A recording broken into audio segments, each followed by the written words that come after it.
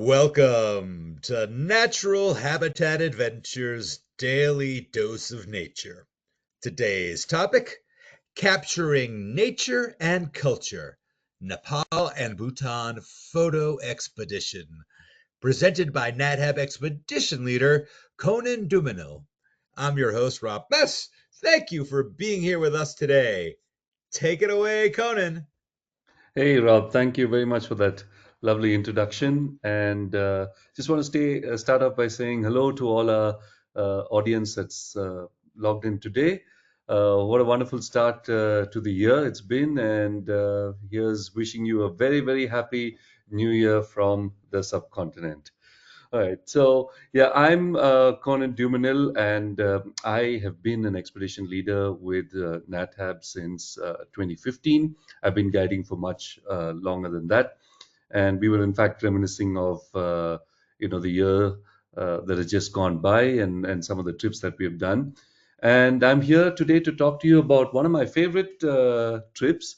It's hard to pick a favorite, though, I must confess, but this is a trip that is close to heart because of the region that we're going to. Both are countries that I really, really enjoy visiting over and over again. Nepal is close to heart, and the region that we spend a lot of time guiding it is a region where I started my guiding journey. So I speak of this trip with much fondness. It is a trip that has been successfully running for several years now. And this year we have launched a photo specific edition for those of you shutterbugs who want to capture the scenery and the landscapes around. Now, I'll be speaking to you today about the trip in general, but also touching upon points if you have signed up or are thinking to sign up on a photo departure that's coming up for this trip. Now, over the course of the next hour, I'd like to talk to you at least for 40 minutes or so, giving you an overview of this trip and touching upon some details, and have the last part of the webinar actually to hear from you if you have any comments, any concerns, any questions, which I'll be more than happy to attempt to answer. So, if these are any of the questions that you have in mind if you read the brochure before, or if you're signing in to learn more, I will touch upon all of these as we go along with this presentation. So, so let's start off, and I always like to start off with the bird's eye view of the whole thing. This is where the trip takes place. It is in the Himalayan regions of or the Himalayan countries of Nepal and Bhutan. Now, we will be crossing both these countries. We spend practically a week, more or less, in both of these places. And both of these destinations have its own uniqueness to offer. And the trip is curated as such that gives you a nice variety. And if you've noticed in the title, uh, it does give you a complete sense of nature as well as the culture itself. Because this region, the Himalayan region, uh, which goes across India, Nepal, Bhutan, and China as well, has very, very unique pockets of native cultures that have existed in this region for thousands of years. And these two mountainous countries, which are unique in a sense because it's sandwiched between two mega countries, India to the south and China to the north, but has still sort of hold its own and has its own unique uh, culture and diversity which is there, and that's what we attempt to showcase. That's what we attempt to experience when we go to both these countries. So our trip starts off in Nepal, and when you talk about Nepal, the first thing that comes to mind is the tallest mountain on earth, Mount Everest. But the country has much, much more to offer, or the region in general, both these countries together, has much, much more to offer than just the tall Himalayas. There is a variety of landscapes because we're looking at a variety in altitudes as well. We start off almost at sea level, a couple of 100 meters above sea level in Chitwan National Park, in a region called the Terai, which you typified by landscapes as you would see in the bottom left of your screen. And then we go up to higher reaches as we travel through Bhutan. And in fact, on the day we transit between Nepal and Bhutan, we will be flying over the mighty Himalayas in itself. So there is a lot of variety in landscape, and therefore a variety in the wildlife that we hope to see there. And it's hard not to talk about, or rather, by that extension, there is also a fair diversity in people with a very, very vibrant culture that exists there. Now, one would think two small countries, or generally as a region, it is very homogeneous, but that is not the case at all. There is, and this is just a few snapshots of the kind of variety that you can expect to see. Every region we travel to, every city we transit through, has its own charm, has its own communities of people living there, different trades, different occupations, and different pastimes as well. But all one thing that is common between is they're all very, very hospitable, all very, very warm people, very welcoming, and that's a um, comment we have from travelers who've been to the region on how welcoming and how lovely the general population is towards travelers and visitors coming to experience their culture. So we will hope to engage with the culture in many ways, through interactions such as sports and pastimes, through food, and also through general conversations whenever the situation might arise. So I'd like to start off now, or moving on rather, give you a brief shot of what our itinerary looks like. Now, like I mentioned, I'll be emphasizing more on the photo departure that we have for this trip. We have two kinds of trips that run to this place. We have a shorter 12-day program, and then we also have the longer 14-day with an added location as well, which promotes for better or gives us more opportunities at photography. Now, on a photo tour, we start in Kathmandu. We spend a day there, sort of acclimating uh, to the region. Some of you might have booked or thinking of booking a pre-trip. I would highly recommend if you are, because there's so much that the city also has to offer, and it is a photographer's dream to just go out there, especially if you're into street photography and so on. We spend the following day, the next day, we get up to take some landscape photography, focusing on sunrise up at the Himalayas, where we'll see the snow-capped mountain peaks in the distance, and really get some and really get some fantastic landscapes in first light. The meat and bones of this trip, of course, is the wildlife part of it, for which we will spend 3 full days at Chitwan National Park, which is in the southern, sort of south central part of Nepal, as you would see almost in the center of that long map there. And where we spend our time tracking, looking for animals, looking for birds, reptiles, and so on. We come back to Kathmandu and spend the rest of the afternoon there, looking at a beautiful heritage quarter of the city. In fact, it's a city in itself, Patan, and I'll talk to you more as we proceed in the slides. So at the end of day 6, which that's where our Nepal sojourn ends, then we fly from Kathmandu to the capital, well, close to the capital city uh, of Bhutan, the only international airport there at the moment, which is in the city of Paro. Now, we arrive into Paro and then drive to the capital, Thimphu. We spend the night at Thimphu as a break-in journey, and really the point is to head out to the Punakha and the Gangte valleys, where we'll spend 2 nights each, and that's in the central part of Bhutan. Very, very beautiful valleys, especially Gangte, which is more remote than Punakha. Punakha is often considered the cultural capital of Bhutan, and Gangte is a beautiful natural space, and we go there for one specific reason there. From there, we come back to the Paro Valley and to the spectacular Tiger's Nest Monastery, and that's where we end our trip before you take your connecting flight to Bangkok. Now, for those of you who have booked extensions, of course, you will fly extensions in India. You will fly back to India on the same day. Now, moving on, let's start with day one. We arrive at the lovely Dwarikas Hotel. It's a heritage hotel with beautiful local Newari architecture, wonderful courtyards. It is really uh, a pristine place in the middle of the city. Kathmandu city is quite vibrant. It is energetic. It's got lots of things happening all at once there. And Dwarikas is this nice little quiet niche where once you enter the environs of the hotel, all you hear is coos of pigeons and sort of the chirps of sparrows. So it's a lovely little oasis in the middle of the city, which gives us a chance because it's well connected.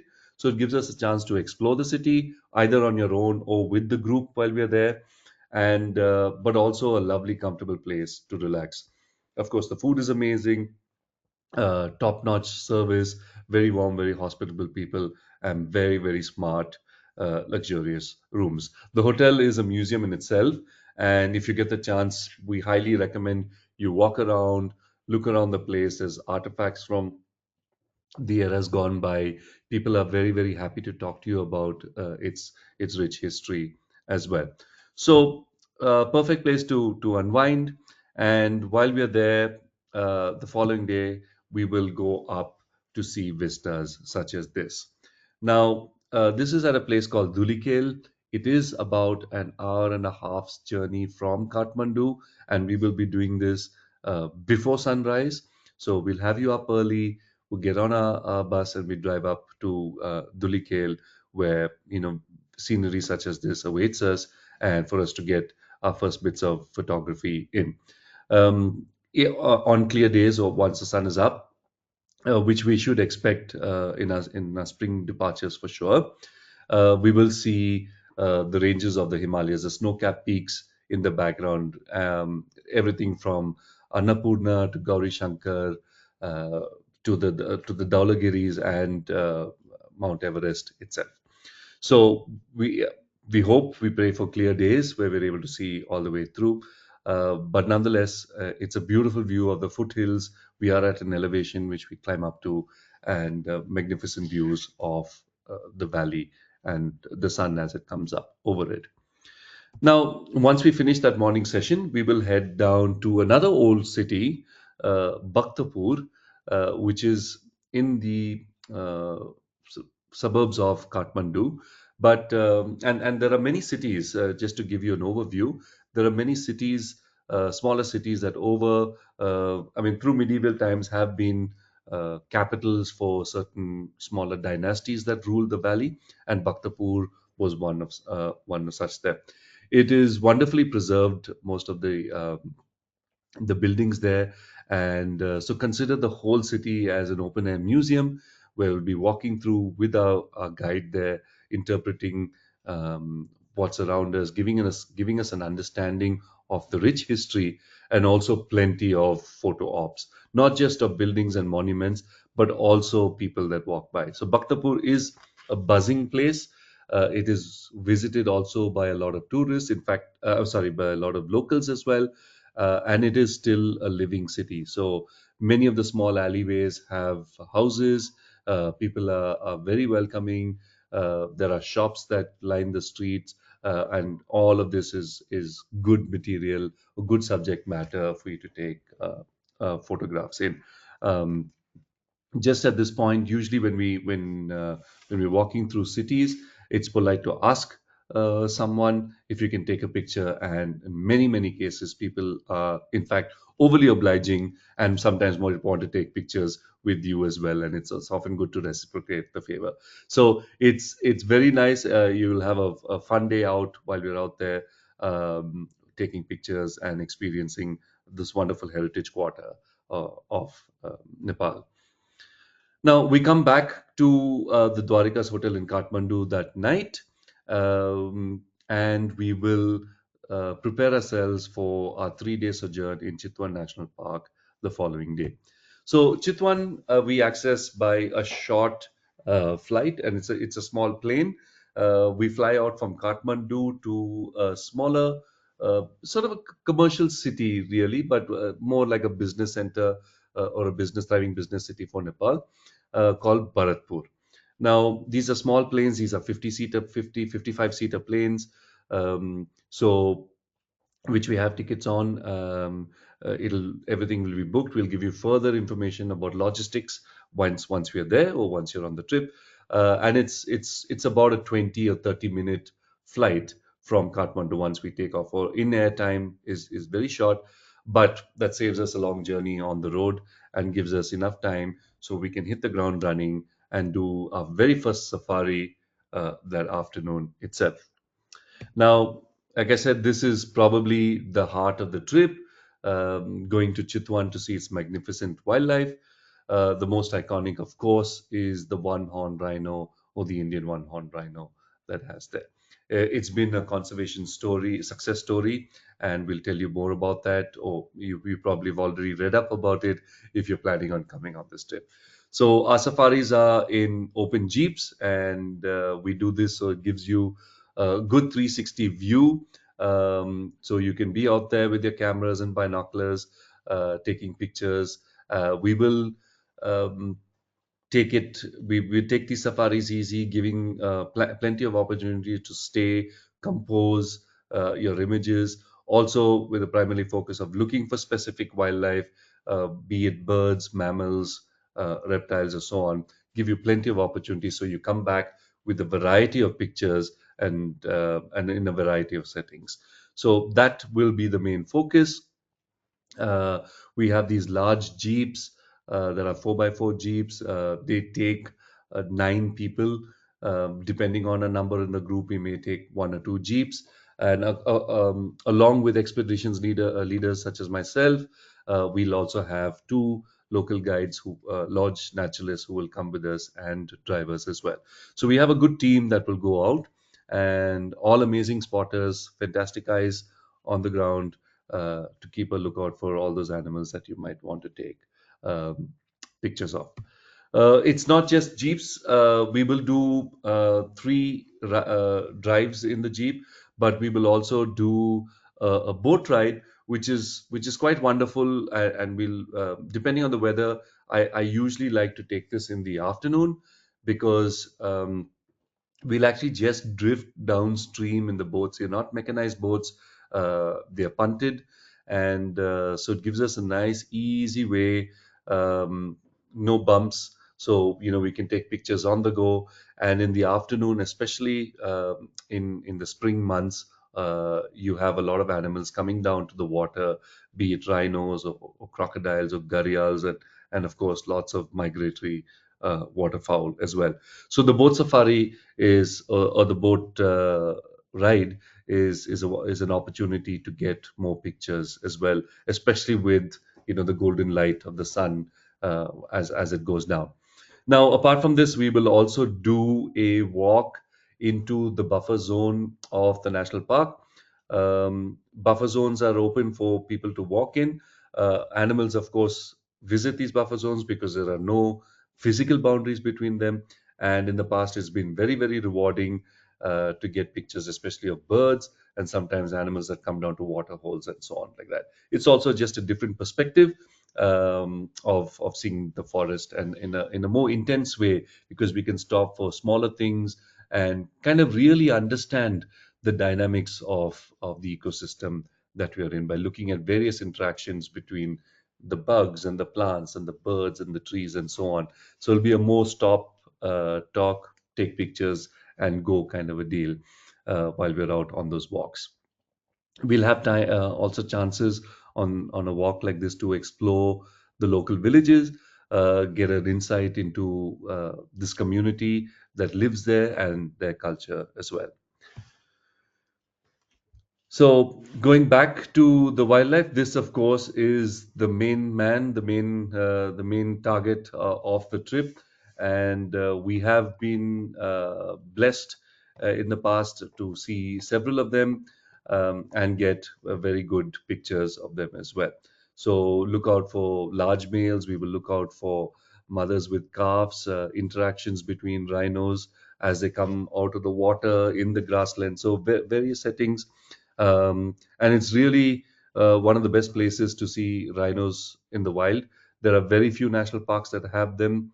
They are a globally threatened species, and Chitwan harbors um, 650 odd rhinos which are there, and we have a good chance of seeing them there, and also just to feel the extreme privilege of seeing an animal that has come back from the brink of extinction and now doing so well. There are again also 650 plus species of birds we can see. Um, Chitwan is on a migratory corridor, so depending on the time of year, we also have a lot of migrants that pass through Chitwan, but some stunning residents as well, such as this lesser flameback woodpecker we see here, the crested serpent eagle, and green bee eaters. Just three of several bird species that we will get a chance at seeing there. There are also two iconic reptiles. The one on top is called the mugger, or a freshwater crocodile, also known as a marsh crocodile, and a very unique species. The one is you see at the bottom is called the gharial. Now, the gharial also has come back from the brink of extinction. Uh, a lot of them suffered due to habitat loss. So the numbers are not very large, but if you're lucky, we might see a few individuals down on the riverside, especially as we go down by boat.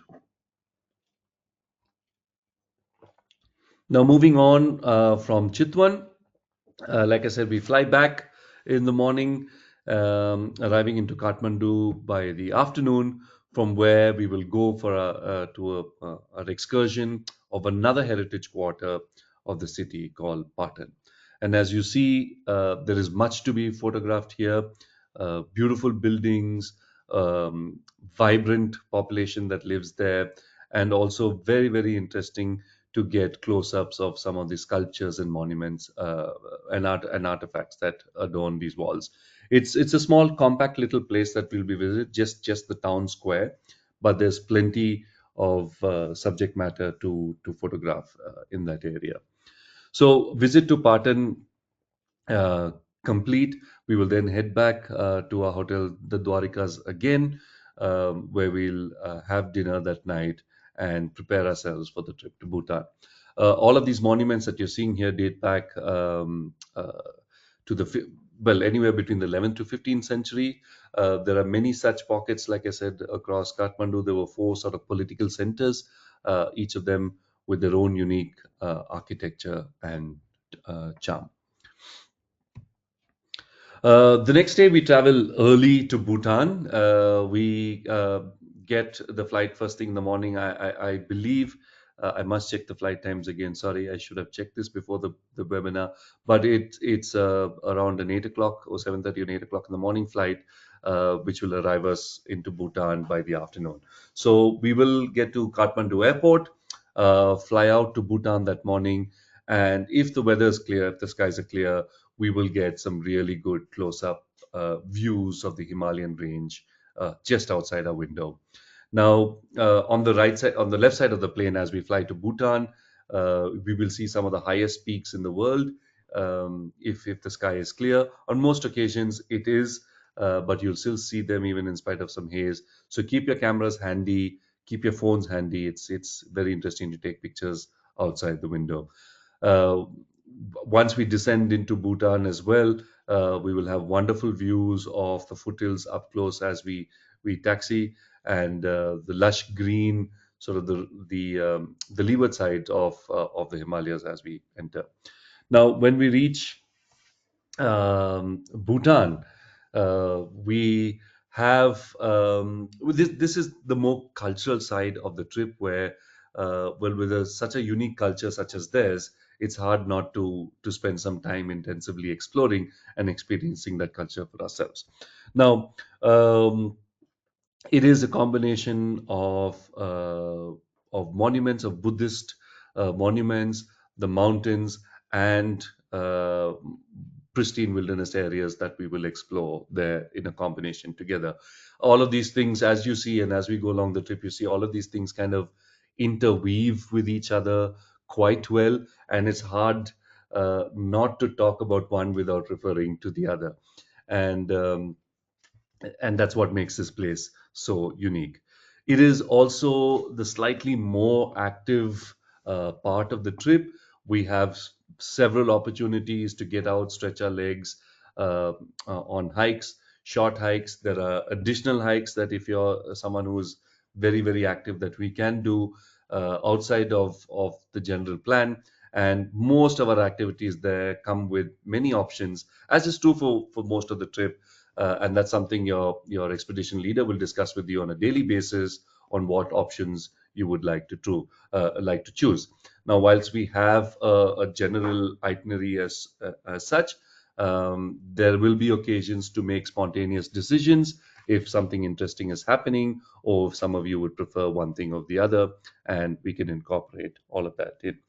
Um, Many of these hikes are in lovely wilderness areas. There's also historical monuments that are dotted along with this, and all of these hikes are good opportunities for birding, for taking pictures along the pathways, and so on. So always recommended to carry cameras and binoculars with you on these hikes as well. Uh, Midway now into the trip, we are on day 7 and 8. That's when we'll use to explore the Punakha Valley. Of course, our arrival day will be in the capital, Thimphu, and then after that, we drive slightly lower down into the Punakha Valley. Now, like I said, it is sort of the cultural heart of Bhutan, and at the middle of it sits this amazing monastery fortress called the Punakha Zong. It is at the confluence of two rivers. We will be exploring the Zong. We will go along the riverside, and we will look at some monuments as well in the Punakha Valley, uh, as uh, um, as much as taking pictures of the landscapes and so on. Punakha is surrounded by pine forests. Our resort that we stay in, resort and spa, is set in a wonderful location surrounded by pine, and there's opportunities to just get out early in the morning or sit quietly by yourself enjoying the serenity of the place. After Punakha, we head further into the valley, into a place called Gangte, also known as the Pobjika Valley. Now, Gangte is less remote. Sorry, is more remote compared to Punakha, lesser population, but it's also the site of one of the um, interesting migrations that happens in the avian world, and because you have hundreds of cranes, black-necked cranes, that come across the high Himalayas and arrive at this valley every winter. So the cranes start coming in from November. They spend the winter in this Gangte Valley in hundreds, and then by end of March or April, they start going back to their breeding grounds in the high Himalayas. This species is, um, it, I mean, it is on a threatened species. There's hardly a few hundreds of them left in the world, and there's very, very few valleys across the foothills of the Himalayas that they migrate to every winter. So it is truly a special bird, which is why we're making this special effort to get up into this valley, not only see the birds, but also understand the essence of the place while we're there. It's a place that will also give you plenty of opportunities to take some nice landscapes, including night skies. Because of the light pollution, it's very less there, and if it's a clear night, we will get some amazing photography of the sky and Milky Way as well. We end our trip and the Bhutan part at Tiger's Nest. This, of course, all the hikes are kind of in culmination to this, and this can be considered the grand finale of the trip, where we have the 6 kilometer hike from the base in Paro Valley all the way up to this monastery that is perched on the side of a very steep cliff. Now, there's an amazing story to it. There's a story behind the name. There's a story of why it's situated where it is. I'm not going to share that with you now because we need to keep some something for the trip itself. And it's just wonderful to discover that while we're there. The pathway up to Tiger's Nest, though it is well visited and many pilgrims and travelers go on this path on a daily basis, it is beautiful coniferous forest as much as the surroundings of this monastery. So it's again plenty of opportunity to get pictures of birds and landscapes as we go up there. Now, this is on a very final day that we are there in Paro, and we have reserved an entire day for us to do this hike and come back at a time for hopefully for lunch or around lunchtime back to our hotel in Paro. So, and saying that, that's where we end the trip, and the following day we drive out, which is a very short drive out to Paro Airport, where we end the trip, and you catch your onward flight home. Now, that's the itinerary and some of the places and things that we'll do in a nutshell. Um, if you'd like to know more about some of the activities and so on, I would recommend reach out to your adventure specialist. There's also several webinars, not just myself, but my friends and colleagues have done on Bhutan and Nepal as well. Check out those webinars. There is more in depth of some of these places as well. Now, the purpose of this and which I think a lot of you would have also signed up for, is kind of in a preparatory way, understanding what you need to do. So I'd like to address some of that as well in the upcoming slides. So, in terms of what you need to pack, now there is a very, very elaborate list that has been tried and tested and reviewed several times, and that is available in your pre-departure booklet that you would have received. But I just want to go over a few basic things that's absolutely a must, or something that can I'd hope to interpret or explain better as we go on. Even though we are going now, at least this the next photo departure, or some of our departures are in on the onset of spring, we will still advise you to bring some warm clothes as well, because we are in the mountains and weather can shift anytime, and all it needs is a little bit of cloud, and then you're looking at a few degrees shift in temperature as well. Or if there's some breeze or wind, it could make it a lot colder. um, so things like a light down jacket or a puffy jacket, a light rain jacket, something that can be easily squeezed and shoved into a backpack, a half fleece or a full fleece jacket, and some underlayers as well is required. Now, even though Nepal can be very warm, especially Chitwan during the day, but early morning when we're out on safari and in an open jeep, it can be very, very cold. So all of these things that we mentioned will hold good for both ends of the trip. Layering is key, because you'll find that post 8 o'clock or 8:30 in the morning, things can get quite sunny in all our locations. If there's no cloud, then the sun can be quite sharp. So you will need warm clothes in layers, and get comfortable clothes, especially the hiking pants, or if you have those detachable pants that can be zipped off, especially in the afternoons where you want to stay a little cooler. Those work very, very well, including the quick dry or the sport techs, as they call them. So those work very well.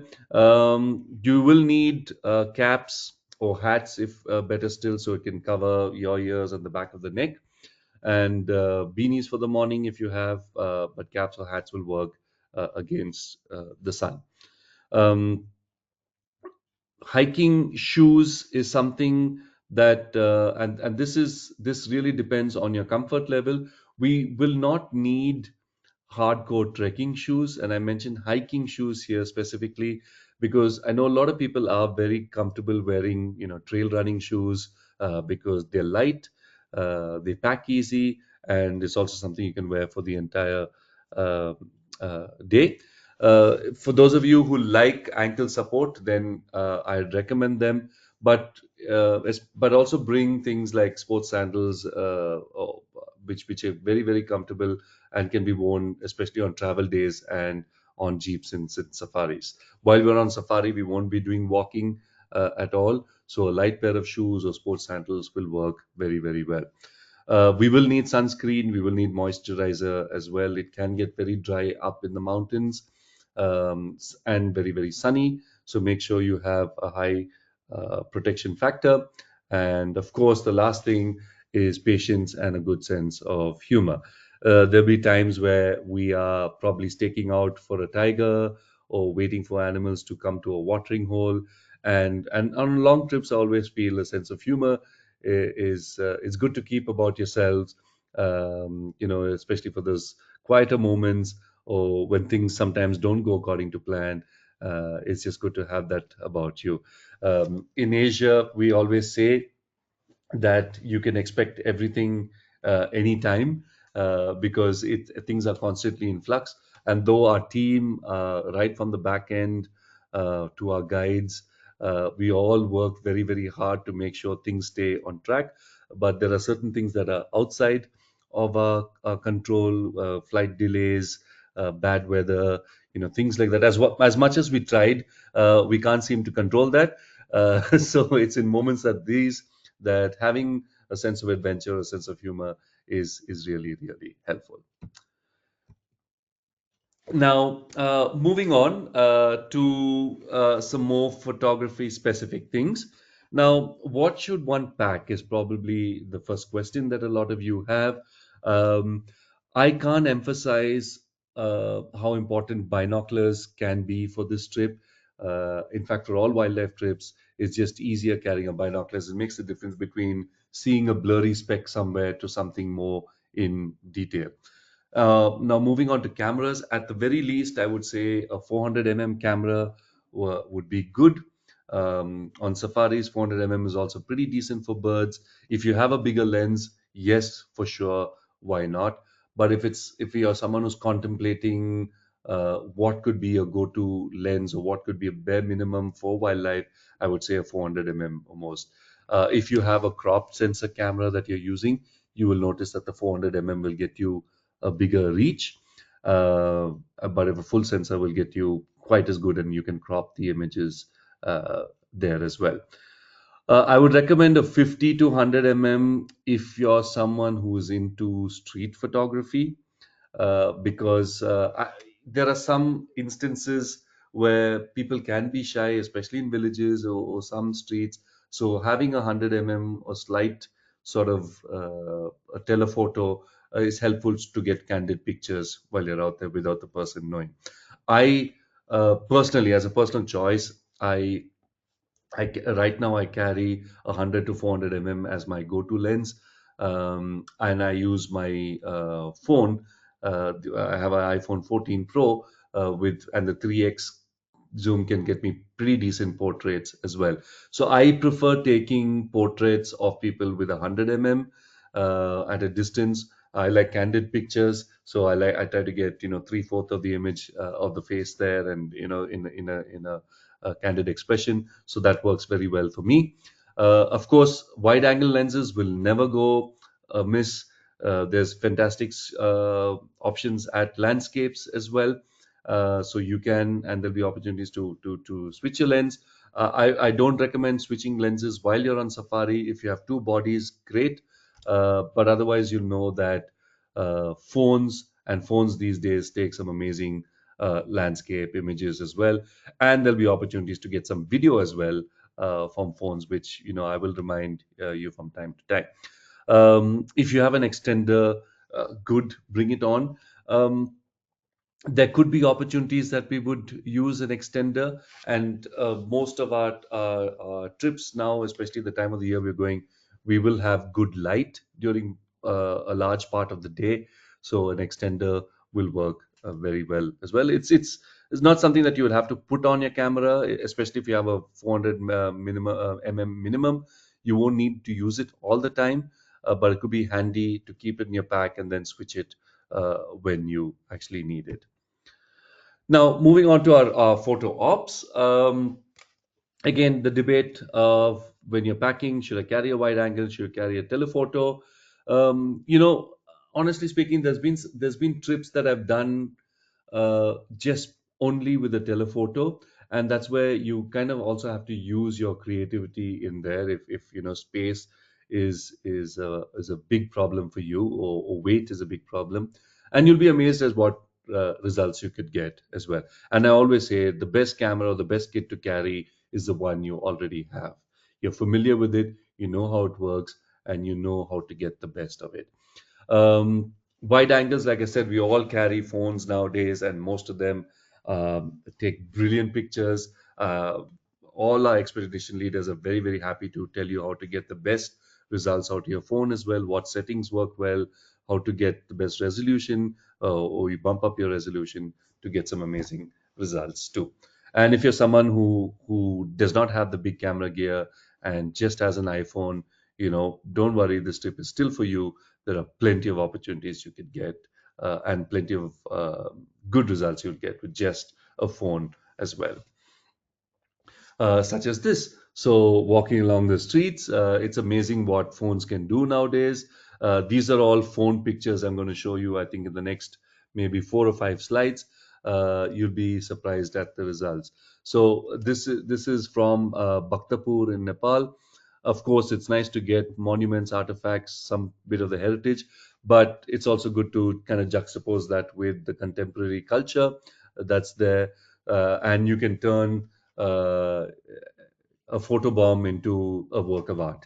So don't be shy. Don't shy away from people. People can enhance pictures as well. So most places, so like I said, it's good to ask for permission. People are very, very obliging. You could get images such as these, and both again are from phones. You could get really good close-ups as well, because there are opportunities to do that. And many phones, I'm more familiar with iPhones rather than some of the Android ones. So I can tell you now the native cropping of the native zoom of 3x or 5x, which is now on the iPhone 16 Pro, can get you some fantastic results. We will be doing walking through streets, so there will be subject matter for you to photograph and some very, very interesting sites as well. Nepal is very, very vibrant that way, and you have this beautiful contrasting thing of heritage and contemporary culture. Bhutan is more pristine and fantastic for the landscapes. And don't be afraid to use various modes on your cameras. Again, speaking specifically for a phone, portrait mode can be wonderful to kind of blur out the background. It can be good to take nice subjects or portraits of people as it's intended, but it can also produce some fine results in streets photography as well. If you're using a lens and a camera, then keep it on lower, sort of on large aperture, so you're able to get good results. There are many opportunities, some very serendipitous ones as well. We'll come through many characters that we'll encounter on these journeys, all of them that are very, very obliging for our photographs as well.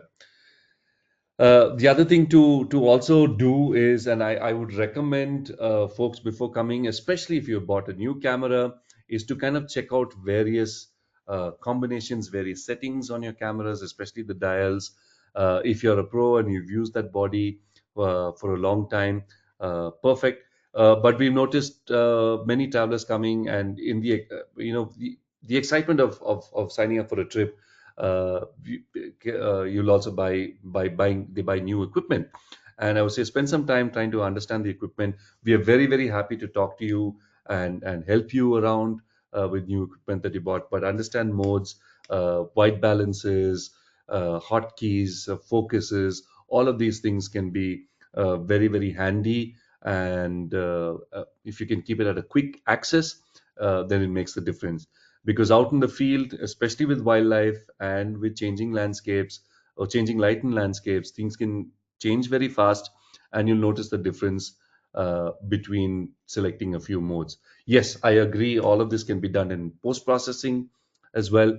uh, Again, from a personal choice, I like images to come looking a particular way out of the camera, and simple things such as just changing the white balance to cloudy or daylight can highlight certain aspects and bring your photographs, give it some oomph or bring it to life, so to speak. Composition, of course, is key. Um, and this again goes down to your creativity, and there is no right um, rule here. I know a lot of people talk about the rule of thirds and keeping things down in a corner, looking at the gaze away. All of that is great, but I've seen artists with various methods of composition. So I would leave that up to you. All I would say is when taking pictures of wildlife, it's nice to get the close-ups such as these, but it's also nice to get some bit of the habitat that you're in, especially. And I speak at this from experience. When you get back home and you want to show images to the family, the constant complaint I used to get was that yes, nice pictures of animals, but we have no idea where they were and what you were looking at. So it's good to get some of the habitat in, as well, and it tells for a much more interesting story, as well as things like such as getting sharpness, especially the tip of the nose or the eye, so on. One thing I would like to emphasize on, because I know we're coming close to time, is think about size and scale. Again, this is where phones come really, really handy. There'll be some moments where we're looking at fantastic monuments to give you a reference of that scale, or where people are or where we are. It's good to get the whole image as well. And going back to composition, as I was talking about. So yes, it's good to get. Again, this picture emphasizes what I was talking about. Nice to get the close-ups with your 600 mm, f4, completely blurred background. Those are great. But also look at how interesting this habitat is. You got a couple of cranes in a field, surrounded by what is just an agricultural landscape with villages and cattle paddocks and so on. So it is an interesting story. Yes, we've got probably one of the most threatened species of birds in the world, and here they are going about the daily business as with the rest of the village livestock. So there'll be lots of opportunities, and like I said, we're more than happy to keep talking about them. And the purpose of this was to give you a few visuals as to what you can expect when you come from these trips, or if it's a visual that is required for you to say, okay, fine, I think I understand what this is about, and this might be a trip for me. So I hope you have been enjoyed listening to this as much as I have enjoyed talking about it. And I'd like to turn it over to you, Rob, and to our audience to hear from them if they have any questions or comments. All right, thank you so much, Conan. Now, before we dive into the question and answer session, I would like to remind everyone that you can submit your questions via the question field in your control panel. All right, let's get to some questions. So, what months of the year does NatHab run their trips, and will it maximize our wildlife and bird viewing? So this trip runs from the beginning of November to about the end of March, sometimes spilling out in April as well. Now, as a general trip, each season, of course, offers different things. November, when we start off, if you're speaking specifically about the wildlife opportunity in Bhutan, sorry, in Nepal, the mornings can be quite cold and crisp, sometimes foggy as well, but the afternoons tend to be very, very productive. And especially with, down there by the riverside, or when the sun goes out, you'll see a lot of animals coming down. Both at both ends of these trips. So at the start of the season, at the end of the season, is the big migration time. We have birds flying south during November and then making the northern journey up in March. So if you are someone who's really specifically keen on birds, I would say take both the shoulders of the trip. And whereas for most of the cultural aspects, it doesn't matter what time of the year you're in. whether it's in November or later in spring, fall or spring, it does not matter. Um, at all. In When we do our spring trips, that is sort of from mid-Feb to March, we kind of also what we do on these trips is we kind of tweak the daily plan a little bit to accommodate for the season. For example, if I'm doing a lot of spring trips, I like to spend more time out in the forest on safari in the mornings rather than the afternoons as it gets a little warm, and then keep the afternoon for other activities that we can sort of bring in there. Though we do afternoon safaris as well, but we tend to see that the morning drives are a bit more productive. So depending on the season, we make those slight changes. Um, but like I said, if you have specific interests such as birding, I would say either mid-November or March. These photo trips, the photo specific departures also happen only in the shoulder time. This year we did two trips. One of them happened at the end of November, and the other one is happening between February and March this year. So two separate departures. Great. Thank you for that answer, Colin. So let's talk about physical requirements. What kind of shape do I need in to be maximizing this trip? I would say if you're someone who does a minimum of 30 minutes of physical activity a day, this trip is good to go.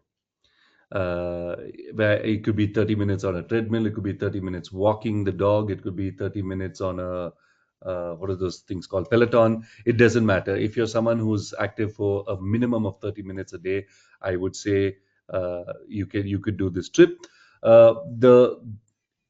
There is the big hike, of course, Tiger's Nest, which, like I said, is a 6 kilometer walk, and the last bit is through stairs. And the stairs I've seen can affect a lot of people. It does so myself. I have a bad knee, and I of every year I struggle on the stairs because there's about 800 stairs of them.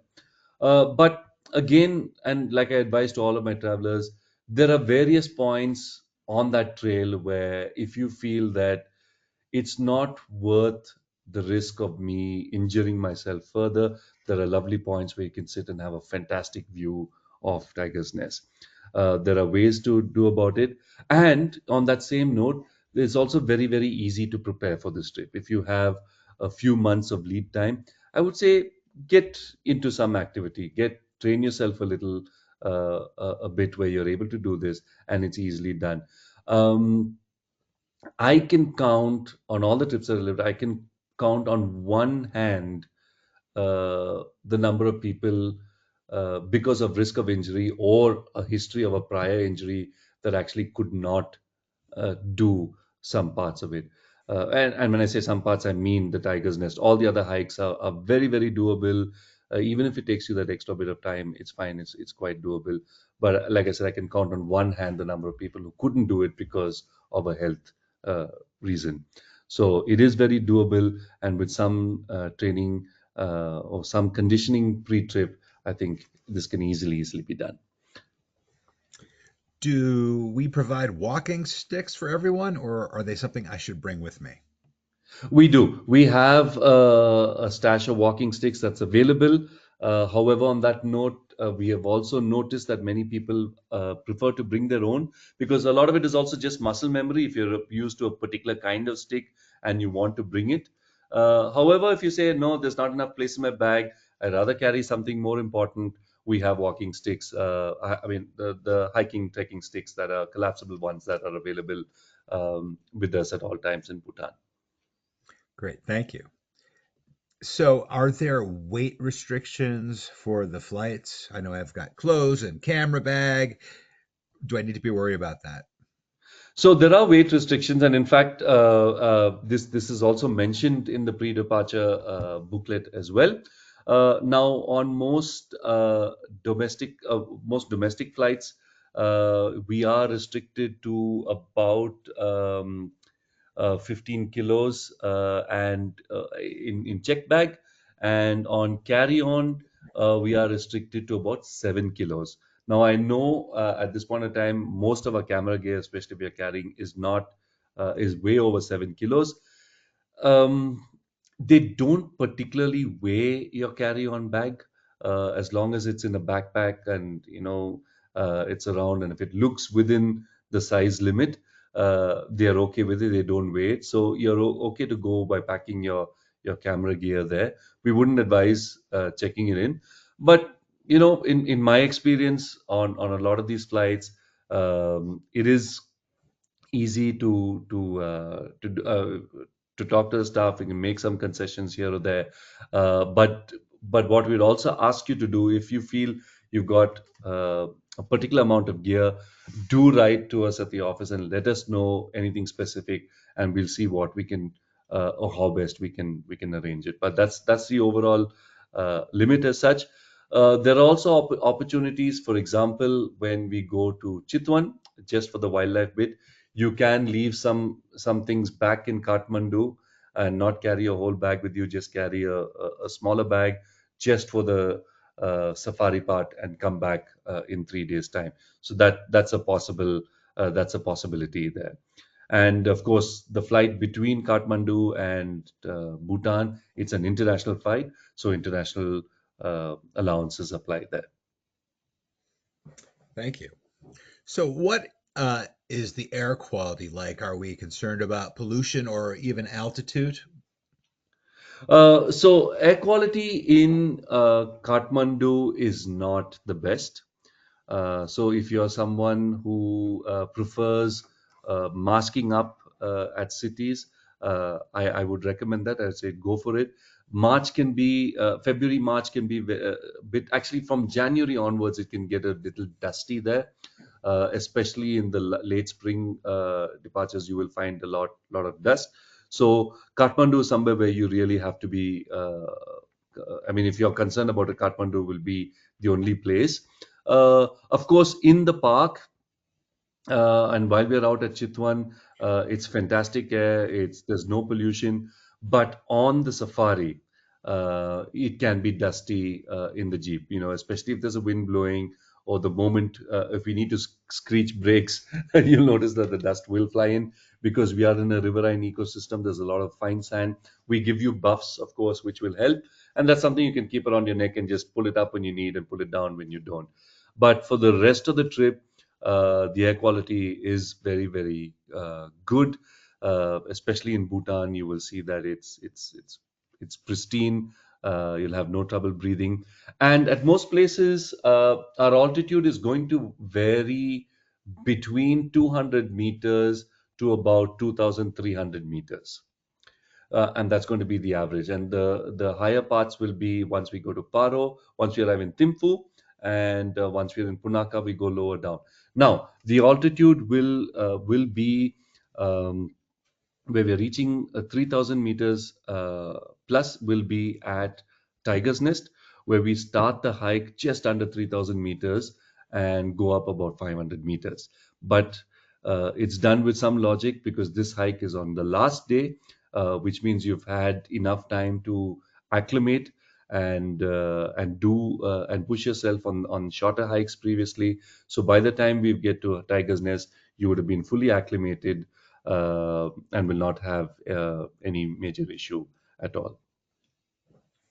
Great, thank you. So, how many people will be on the trip with me? So on a regular trip, we take a maximum group size. As you know, with all NatHab trips, we it's not large groups. A maximum group size is 11 on a regular trip. On a photo departure, if my memory serves me right, we have eight, a maximum limit of eight. So these are So, not large groups at all. that's good to know. Yeah. And if I have questions about photography, will there be anyone there to help me, learn about my camera, even if I am familiar with it, help me do things? For sure. We are very happy to help. Often, even between activities, there's a bit of downtime after a meal, and we're very, very happy. Most people actually bring the cameras down because we're also sharing pictures, looking at images, talking about it. So, if we have time after a lunch someday or after a dinner someday, we're very, very happy to have a one-on-one with you. apart from having sort of group sessions on photography as well, or pointers here or there, and so on. Apart from that, we're very happy to do one-on-ones with you as well. Great. That's great to know. And what about tripods? Are they something that I should bring, or will we have any available to us? Now, I find this question very, very hard to answer. Again, speaking from experience, tripods for me are one of those things that when you pack it, you sort of cursing every day why you're carrying this, lugging this thing around. But when you don't pack it, you're like, man, I wish I had my tripod at this moment. So it's one of those things which is difficult. Um, what what I do personally, I recently got a lightweight tripod which I carry with me.